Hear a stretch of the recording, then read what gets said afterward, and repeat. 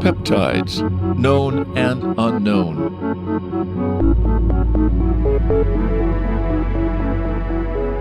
Peptides. Today, most people are aware of the benefits of peptides. Researchers and physicians keep telling us about drugs and dietary supplements that contain peptides. They help us both to reinvigorate the body and stay fit and overcome illness. Glossy magazine ads promote beauty products. They contain peptides that take care of the skin and help to keep it well groomed. What are peptides whose full benefits are still waiting to be uncovered? Peptides, from the Greek peptos, meaning nutritious, are a family of substances whose molecules are built from the remains of 2 or more amino acids. In 1900, German chemist Heinrich Emil Fischer proposed a hypothesis that peptides consist of a chain of amino acids formed by certain bonds. Chains of 20 to 50 amino acids form oligopeptides. If their number exceeds 50 or more amino acids, a protein is formed. In 1902, Fischer showed that amino acid residues formed a special type of bond, a peptide. In 1905, Fischer developed a method for synthesizing peptides in the laboratory. Scientists worldwide have pursued the study of peptides, and Russian researchers and Russian scientists have made great progress in this area. Moscow, the Institute of Chemistry and Natural Compounds of the USSR Academy of Sciences. Today, the Shamyakin-Ovchinnikov Institute of Bioorganic Chemistry of the Russian Academy of Sciences. I joined the institute in 1959, and in 1962 I attended the European Symposium in Moscow, organized by Shamyakin. Researchers from all over Europe got together at our institute to discuss peptides. Working together with Shamyakin and Ovchinnikov for many years, we dealt with individual products such as peptides. We developed some drugs and analyzed antibiotics. Did you see an abstract sculpture in the institute's courtyard? It is a peptide that forms a potassium complex and transports potassium through membranes, thereby disrupting the normal metabolism of microorganisms, which die when exposed to this antibiotic. This discovery was awarded the Lenin Prize at the time. Vadim Ivanov, a Russian-born bioorganic chemist, one of the world's leading experts in protein-peptide chemistry, started peptidomics, a new field in the study of peptides. He performed structural and functional analysis of hundreds of new natural peptides from animal and plant tissues. He collected the world's largest library of peptidomics. What happens to peptides in living organisms? What is the origin of peptides? How many are they? Can we group peptides by function, or maybe by their location in different parts of the body, or different systems, tissues, fluids, and so on? Today, you can try to screen these things. The science of peptide system analysis is called peptidomics. We identified 20,000 peptides in moss, which was a model plant, and it proved to be the best for systematic peptide analysis. Besides, we set up such experiments. For example, we increased the proportion of a certain peptide, and the plant grew twice as fast. By regulating the level of peptides, we can vividly affect the growth of plants.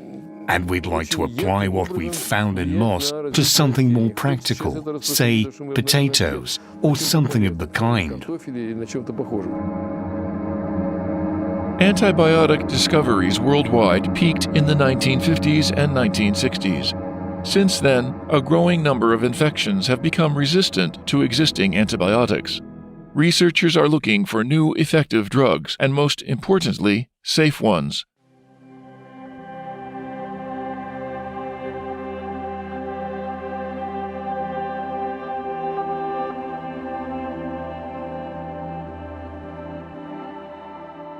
St. Petersburg, the Institute of Experimental Medicine.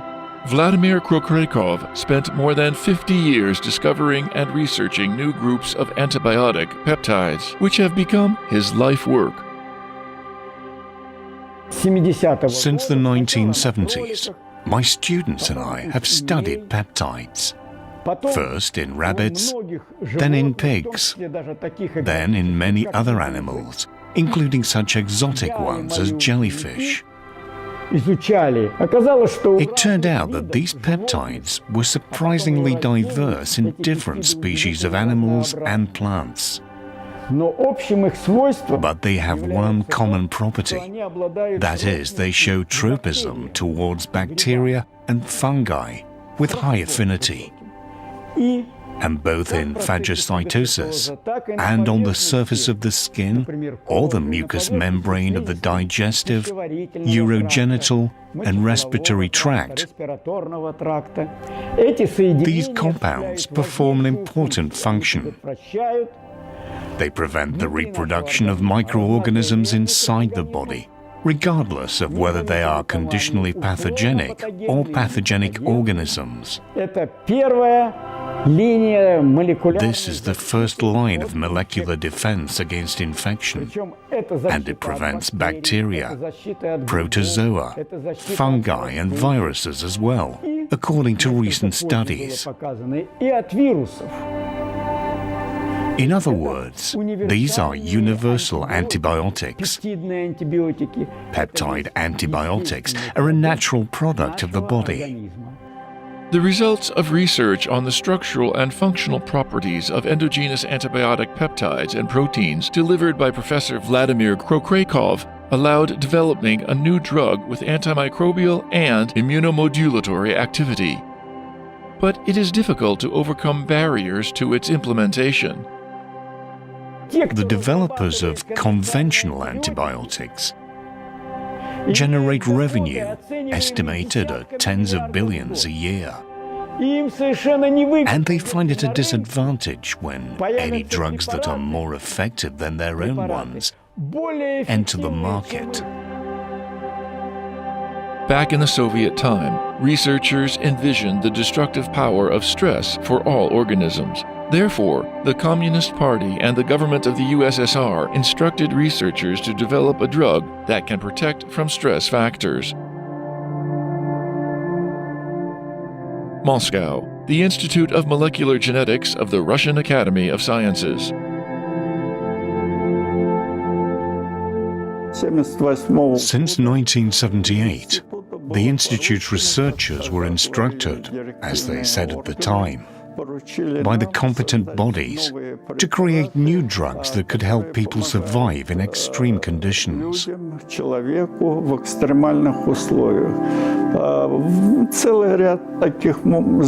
was a whole range of such challenges to be met, including reactor control, powerful control panels for complex tasks, and they all required extreme human focus because people failed to process the input information.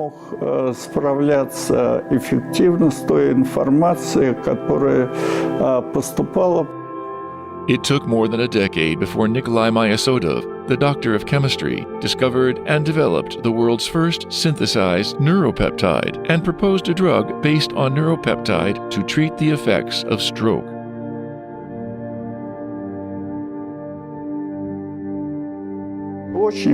There were very good data, not only from preclinical studies, but also from the clinical development for stroke treatment.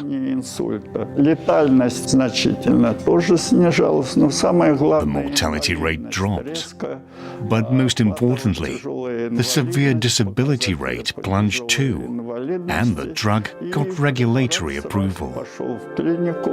But only a short time ago, scientists in many countries doubted that it was possible to develop a peptide-based drug. This is an example of developing a drug from the first idea based on a new structure. Like I said, some researchers refuse to admit that peptides can be used to design drugs. but they can. На основе пептидов можно создать лекарство, но это действительно так. The Soviet propaganda slogan, "Catch up and overtake America," was essentially referring to military power, which means that the Soviet army must be in full combat readiness and be able to resist various types of aggression and stress. St. Petersburg, S.M. Kirov Military Medical Academy. Together with my friend, Colonel Vyacheslav Morozov, we have been studying the manifestations of stress since about our graduate years. We identified several stages of stress. The first alarm stage lasts about 24 to 48 hours, followed by resistance. The process is very individual, and then the body begins to recover on the fifth day.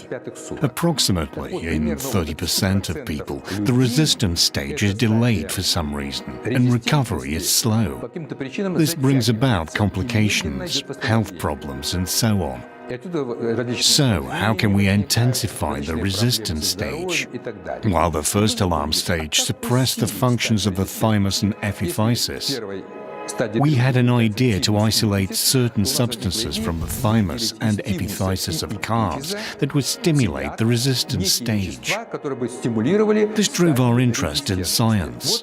The substances we isolated from animal thymus and epiphysis turned out to be peptides. In other words, peptides were not our specific focus. We isolated biologically active substances, and they turned out to be peptides. These were drugs, and they still exist today, which were the activators or stimulants of the resistance stage. Today, the best minds worldwide are joining forces to fight Alzheimer's disease. This disease takes away the memory and freedom, the best and most precious things. A person is unable to command themselves anymore. Despite the prevalence of Alzheimer's disease, no treatment has yet been discovered. Kachina, the Leningrad region, Petersburg Nuclear Physics Institute, named by B.P. Konstantinov of National Research Center, Kurchatov Institute. In our laboratory, we use transgenic and genetically modified Drosophila files, which display different signs, in particular of Alzheimer's disease.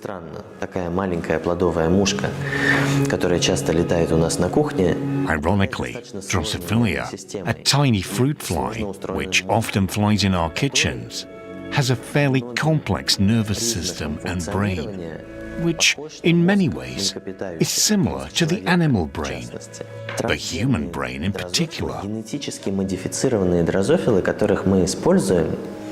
The genetically modified transgenic fruit flies that we use are characterized by some signs of Alzheimer's disease that are seen in humans, such as memory loss and neuron death. So the peptides that we have developed affect these indicators. They must improve the state of the body and slow down such pathological processes as neurodegeneration and memory loss. First, we showed that the peptides in question did not affect the lifespan of the fruit fly. That is, they were not toxic. Then we investigated the effect of peptides on memory and learning, Drosophila behavior, and brain neurodegeneration. While Alzheimer's disease decreases cognitive functions and memory and causes speech disorders, we took these disorders and, for further research, selected peptides that showed stronger effects on these signs. We have shown that our peptides were promising compounds for Alzheimer's disease treatment. Наши пептиды являются перспективными соединениями для терапии болезни Альцгеймера. But we will still need to check whether or not these peptides are involved in the same functions in mammals. Our department has recently launched a radiopharmaceutical testing center. And together with the Kurchatov Institute, we launched a research on the implementation of various potential drugs.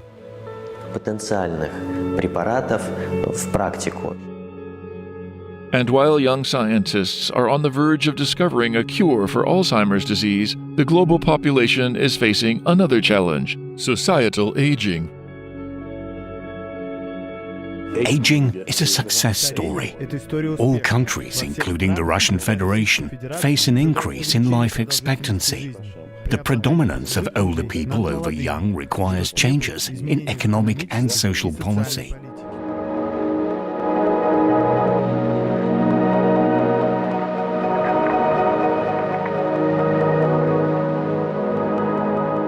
St. Petersburg Institute of Bioregulation and Gerontology.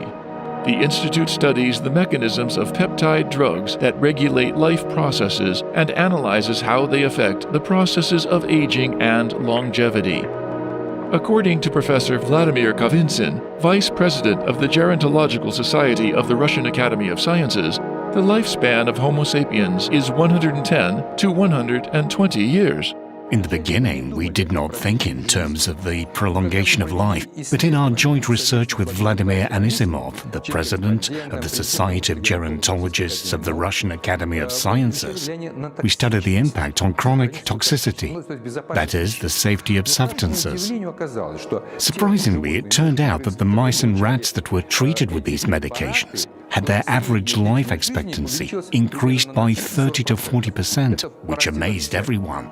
We found out that the use of thymus and epiphysis preparations beginning from the second half of life increased the average life expectancy by 30 to 40%, primarily due to a decrease in the frequency of tumor development by about 3 times. That excited our interest in peptide drugs.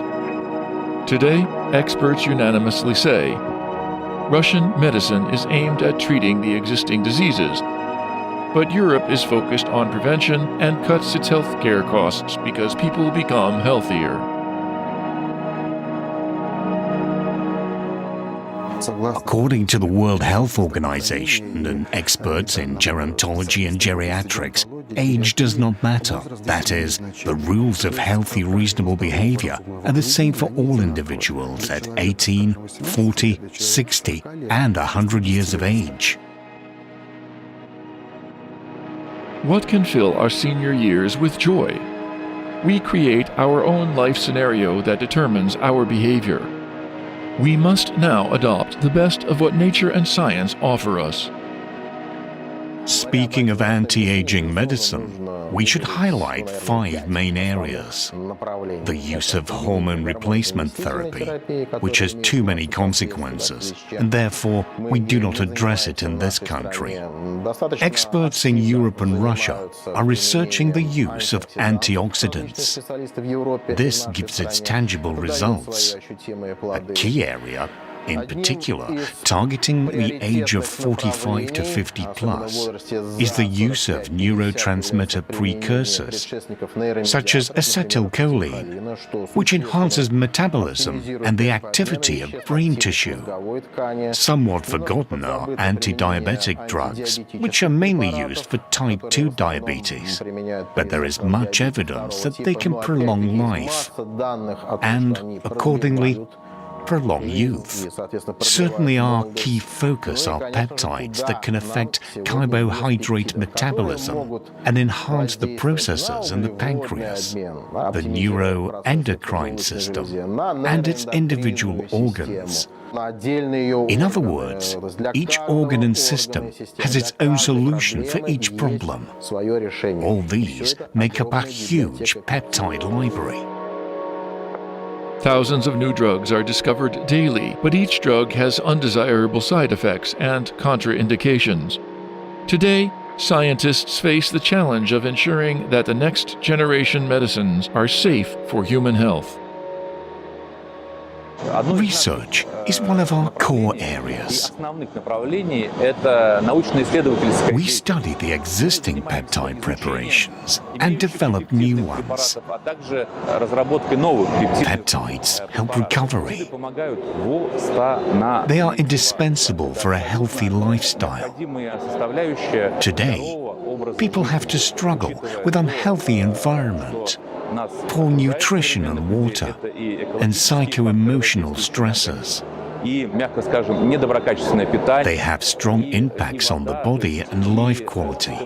They drain the body and host defenses and deplete the balance of peptides in the body. This is why peptide bioregulators are needed to reduce the burden and support the body in its effective struggle. In my opinion, the peptide potential has not yet been fully discovered.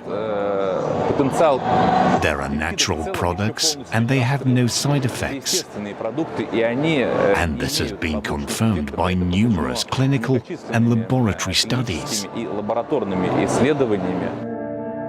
Today, scientists, pharmacologists, and doctors develop, research, and apply both natural and synthetic peptides.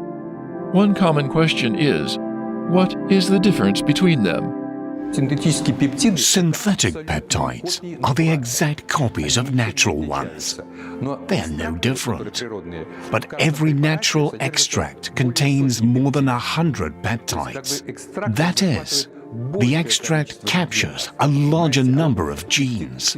With the exact point of application, the synthetic peptide has a narrow but stronger spectrum. There are more than 100 peptides in the extract, and one peptide is more powerful, although only for a certain function. So only a doctor can figure out what is best for you. Peptides have become available to the public relatively recently in the form of medicines, biologically active substances, and cosmetics. Russia manufactures them according to all international standards.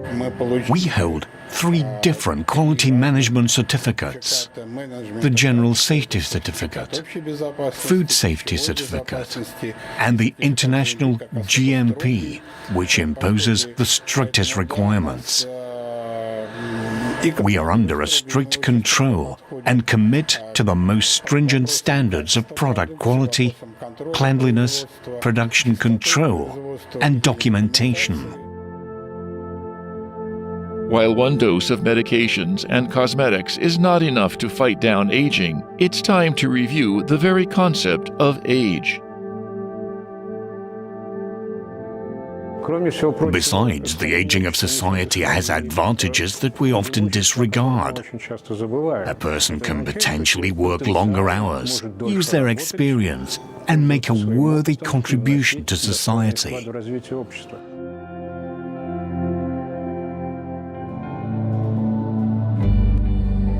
Going back to the developers and researchers of peptides, despite their advanced age, they continue to do what they love, that is, study the new properties and capabilities of peptides. A new use has been recently found for the peptides that affect cardiometabolic syndrome. It is called a disease of the 21st century and associated with cholesterol, sugar, type 2 diabetes, blood rheology, and obesity. There are no available drugs that could improve such conditions. We are researching one tetrapeptide to treat cardiometabolic syndrome, although the drug is still far away. But such research is underway. About 80 years ago, we showed that such pathological conditions were accompanied by changes in peptidomes, the peptide composition. It looks like we are heading in the direction where we can diagnose by peptide analysis. That is, we will find a particular disease by the peptide composition. There is a human breast cancer gene. Together with our Italian peers, including Claudio Franceschi, a great scientist in Italy, we conducted a study in his laboratory. We took transgenic mice, that is, mice with implanted human breast cancer gene, and administered some peptides to them, including epitalon, and suppressed the gene of the breast cancer and cut its activity 4 times and reduced the tumor. This is a brilliant result that has been published abroad. This targeted regulation of gene activity is the future of medicine. In such a short time, we shared only a small portion of our knowledge about peptides. Every day, scientists worldwide discover and research new peptides, and thousands of patients and their loved ones have high hopes for peptides in the fight against cardiovascular diseases, cancer, diabetes, Alzheimer's, and Parkinson's diseases. And maybe, at this very moment, thanks to these substances, another global problem of humanity is being solved.